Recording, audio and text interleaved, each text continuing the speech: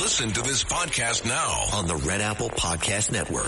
Why is the middle class shrinking? Why are people facing an affordability crisis while marginalized individuals called informals grow in numbers? Join me as I travel the world, speaking with people living in invisibility, the leaders working to solve it, and uncovering the hard truths shaping our economy and daily reality. Download all of Red Apple Media's podcasts right now through your favorite podcast platform. Excuse me! Taxi! This is the 77 WABC minicast. And it's a big news day, and calling in from Chicago from the funeral for Jesse Jackson, of course, head of the Rainbow Push Coalition, a legendary civil rights activist and friend of mine and John's, too, is Jineea Butler, who knew Jesse Jackson well. Well, she represented him. Yeah, and you represented him for a while, right, Jineea? Yes, I worked with him for 15 years. Thank you so much for having me. Hi, everybody. And guess what?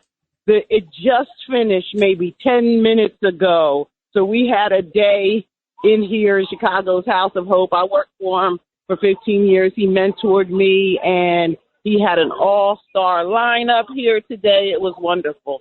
Tell us who was there. Tell us who was there. Yeah, there were a lot of presidents. So you got Barack Obama, President Clinton, Joe Biden. They all spoke. Vice President Kamala Harris.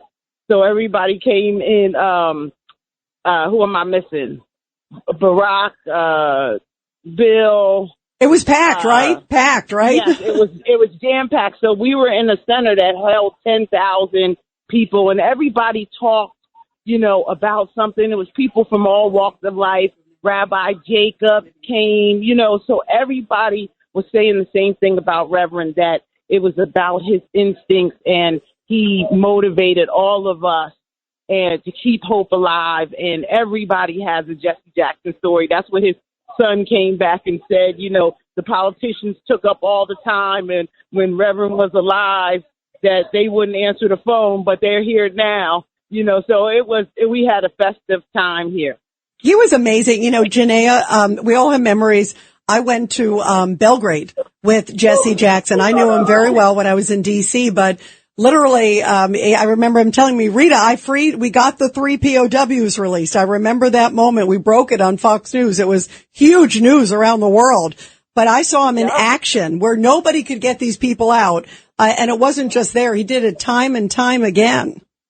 Mm-hmm. So let me tell you some other people that were there. So Father Michael Flager, Dr. Otis Moss, Governor Wes Moore, Governor Pritzker, Congressman Hakeem Jeffries, Van Jones, Tyler Perry, Judge Mathis, like I said, Rabbi Steve Jacob. It was Mayor Brandon Johnson. So everybody, this was the time. Isaiah Thomas called him, the NBA great, called him Chicago's Nelson Mandela. And so this was a celebration to witness and to know that I've been a part of this and that he touched me just like all these people. It was something else. Jineea, thank you so much for calling in from Chicago, and let's talk again early next week and tell us more about it. Okay, thank you so much. Thank you for calling. I'll talk to you guys soon.